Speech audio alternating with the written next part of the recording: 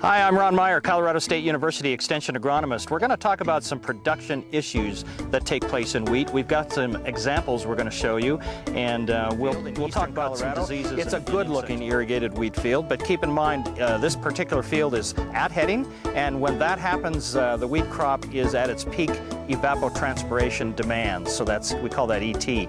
So at that point, today it's going to be about mid-80s. We've got heads starting to come out. This wheat crop is using about 1/4 of an inch of moisture per day. Next week, with those same temperatures, this wheat crop will be using about 3/10 of an inch of moisture per day. So take that times 7 days, that's well over 2 inches in the week. That irrigation system isn't running. It needs to be running now because at this point in time, that wheat's using. This is stripe rust. Stripe rust is a fungus. It starts with one spore landing on a leaf. That spore, if conditions are right, germinates, and from there the disease can proliferate. So it's stripe rust in wheat.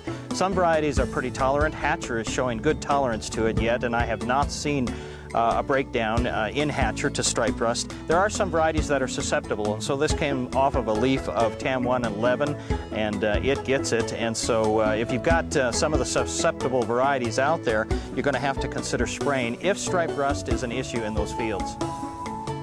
All right, this is mechanical damage in wheat, and it's caused by some kind of a hail hit or a wheel track, and this plant is having a hard time shooting its head out, but it just got some mechanical damage done to it that it's having trouble recovering from. So if you're seeing wheat like this, it's not an insect or disease jumping on it. It's just something that has hit it or whacked it or drove over the top. What we're showing here is Russian wheat aphid symptomology, and you can see the striping on these leaves. What happens is those aphids will jump on these plants, they'll start feeding, they inject a toxin into the leaf, and that toxin travels up the veins, thus causing striping. So if you're walking in wheat fields, you're starting to see some striping. This striping can be cream colored, it can be reddish in color, it can also be tannish. So if you've seen some of that striping, you just need to peel the leaf back and see if you can find what's causing it. Typically it'll be Russian wheat aphid.